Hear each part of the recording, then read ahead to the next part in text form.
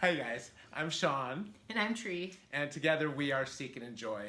And this is our blog about how we're going on the road full time with our gem and mineral business and our decision to sell our house and everything in it and Buy an RV. buy an RV and uh, how we came to all those decisions to do it. And yeah, so here we go. So, why did we decide to do full-time RV living after living in a beautiful house for the last 9 years? Basically, it all started with a dream. A dream we dreamt one afternoon long ago, and that long ago was when we were on Grateful Dead tour. When I was on Dead tour, we'd travel around, be in all these like RVs and buses and converted buses with all these hippies playing drums and just really living a life that was so different than anything I'd ever done before, and it was a sense of freedom that I just wanted to have in my life and for it to be a constant thing. And so at the time, with the limitations I had on myself, it was like, oh, well, I want to do this when I retire. Like, now always seemed to be some point in the future to be able to do the things that you really wanted to do or that you thought you were supposed to do. And especially at the time, because it seemed like a lot of the people that were doing the living in RVs full-time were older. And I think I saw when like gas prices went up the way I thought. I was like, well, that's too expensive to have a motorhome to drive around. Mm-hmm. And it's just like, you didn't really even think about what it would actually be like to live full time, like really living, not just traveling like some hippie kid. So, But yeah, going back to the dream, it was also a dream of mine that essentially I'd kind of forgotten about. The whole idea, or just reminding myself how much I love road trips. That was one of the things that I loved the most about following the Grateful Dead, was seeing all these different parts of the country that I'd only heard about, maybe learned about in school or saw videos, and following a band around the country to different venues around the country allowed me to have that sense of freedom like Sean was talking about, and to meet other people. And I tended to travel by myself a lot of the time as single female, and it allowed me to develop a sense of myself and to learn how to depend on myself to meet other people. I was a little shy growing up, and that was kind of the first step in allowing me to blossom and kind of open up and overcome my shyness. So we had that dream from back when we were, on Grateful Dead tour, and life happens. We met each other, and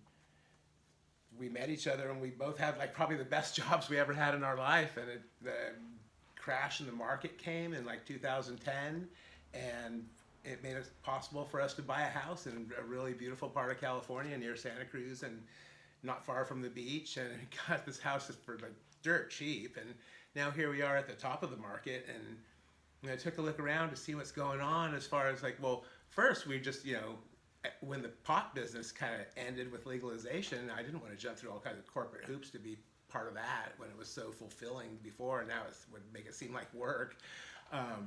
Because we had been growing medical cannabis in a place in our house, and so we had a space to be able to allow ourselves to be part of the medical cannabis industry.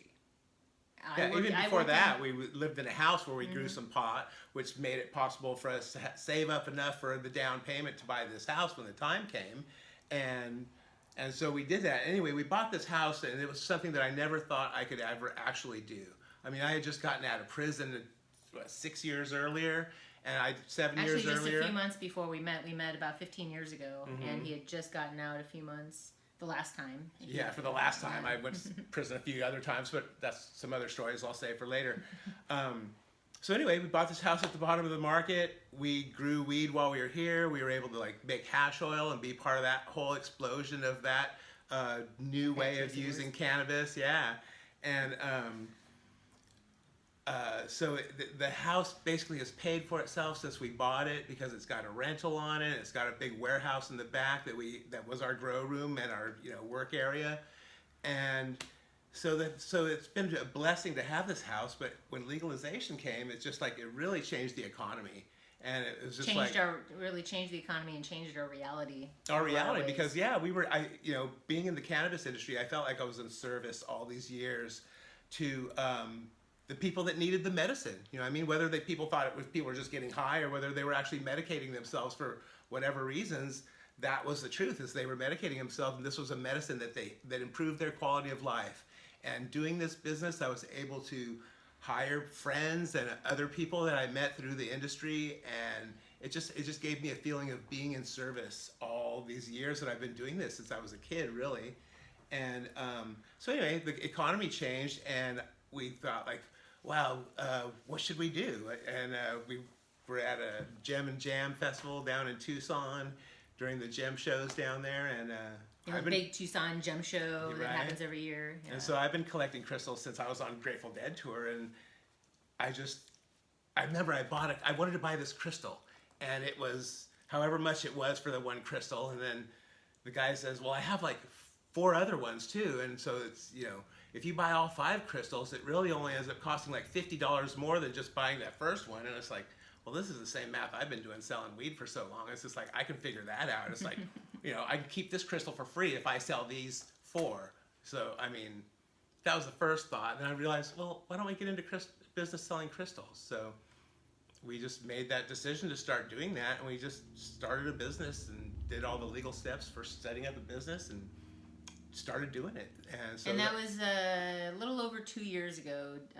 Earlier this spring was 2 years ago that we started the business. And it's gotten really good for us. And in the business and meeting certain people that I see, that I look up to see how they have created their life for themselves and really are in this really good place spiritually in what they're doing.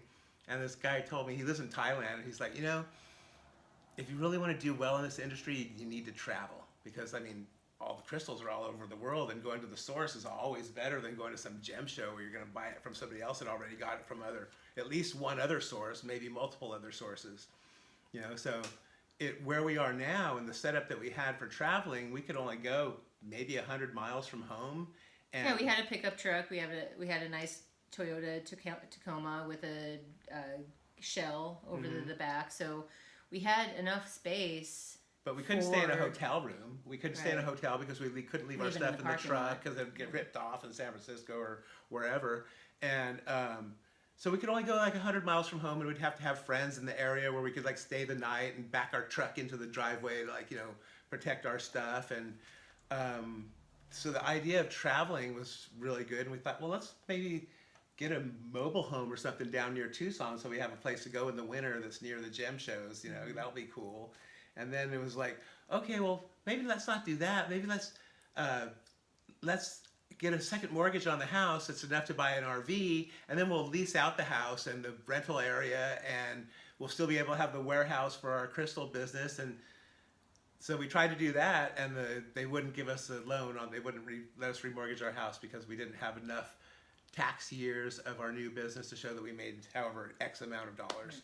But by that point, we had pretty much decided that that's what we wanted to do, was to get an RV and take our business on the road.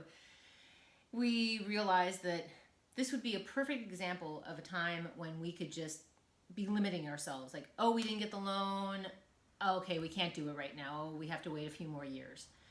But instead of doing that, we just decided, hey, okay, another option is sell the house. Took me a little while to come around to that, because I love the house. Sean loves the house too. We'll show it to you. It's awesome house. But we realized this is, if we're going to sell, this is the time to do it, because like we said, we bought at the bottom of the market. This is really close to the top of the market, and it's either now or we waited another 5 years. And then I looked at real estate prices in other parts of the country, and when I saw that we could sell this house, and for the money that we get from this house, we can buy a brand new, awesome RV beyond my dreams, and still have enough money left over to go buy 2 houses in Tucson, nicer than this one if we wanted to. And now that I think about it, I'm not sure if I ever want to buy a house and live in. I'd rather have a piece of property where I can go park the RV for if I need to, But yeah, so this is our dream, and this is how we're coming to this point. And now here we are. We've sold all our stuff. Our house is really empty. We have just minimal furniture, which some of the furniture is already spoken for. We're just waiting to move out so that people can come pick everything up. We've put a deposit a while ago. We put a deposit on a brand new Jayco Seneca Super C, 40 foot. Almost. Yep. 38 Almost feet, 11 inches. Yeah, it's going to be serious glamping. We've done a lot of tent camping and all sorts of other camping over the years. And you know what? I think that we're ready to do a little adult glamping. But it's not going to be the kind of glamping people see in like trailer parks. Everybody does their thing their way. I've done so much research on how the gray area between, I can't afford anything, so I'm going to live in a van, to I'm completely retired and I've got $1 million and I can go spend however much money I want. It's just like, oh, I'm looking to have like a simpler lifestyle, but in a nice RV. So our first step is to get it hooked up so we can boondock, which means staying out in the boonies, out in BLM land, where you can camp for free for up to 2 weeks at a time. And yeah, so we're gonna get the rig set up with solar, with a compost toilet, and between those two things, just that itself, we'll be able to boondock for a couple of weeks at a time. We won't ever have to worry about emptying out a black tank and running a hose and having those potential accidents with that muck. Yeah, emptying our tanks is going to be the thing that limits our stay anywhere, is just being able to empty the tank. And not having a black tank where you need a sewer, and having just a gray tank will make that a lot easier, because there's so many more places you can dump gray tanks than the black tanks. And so anyway, so another big reason why we're really excited to get out on the road is because a big part of our crystal business is not just selling crystals. It's connecting with people, meeting people from different walks of life. We're so used to just trying to stay within our little bubble of music fans, hippies, crunchy people, however you want to say it. And we're ready to I should say, over the last 2 years that we've been in this business, the people that we've met at the art and wine festivals, at a lot of the different crystal and metaphysical shows, other street fairs. The workshops that we've been going to for a few years, the self-help stuff. It's really just allowed us to connect with people who we wouldn't normally connect with. That's some of who we are. Yeah, so we'll be offering more introductions into who we are over the course of however many videos we end up doing. The next video we do, we'll probably be talking about our process, where we are currently, what we see going on in the next few weeks, because everything is kind of happening. July 4th or July 24th seems to be the date right now that we're going to close on escrow. So hopefully all of that works out perfectly the way it's supposed to happen, and we'll just kind of go from there. Yeah, we're really looking forward to sharing this experience, because it seems so magical to me, and the feedback we get from our friends, it seems like they're really wanting to know how we do it and what we do and where we go and all these things. So really looking forward to sharing that with everybody. And I would really ask for your input on what you think about our videos and ways that we can improve them. So the other thing that I wanted to throw out is, on top of life offerings that we can do through our videos, we also want to be doing a section on, or just maybe a different channel on, keto on the road. So the keto diet is something that we've been following for about 2.5 years. Sean's lost 70 pounds. I've lost about 50. And we want to show how easy it is, first of all, to do the keto diet, and how easy it can be to do it on the road. So we're going to find that out, but I'm pretty sure we know. Look for those kind of offerings down the road.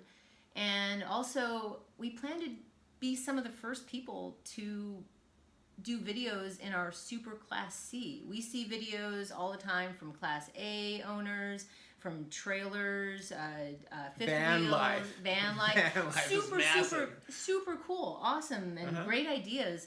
But we don't really see a lot of people from the Class C, the super Class Cs. Because there's not as many. There's not as many. There's just not as many, and I think all the people that are in them are just having so much fun.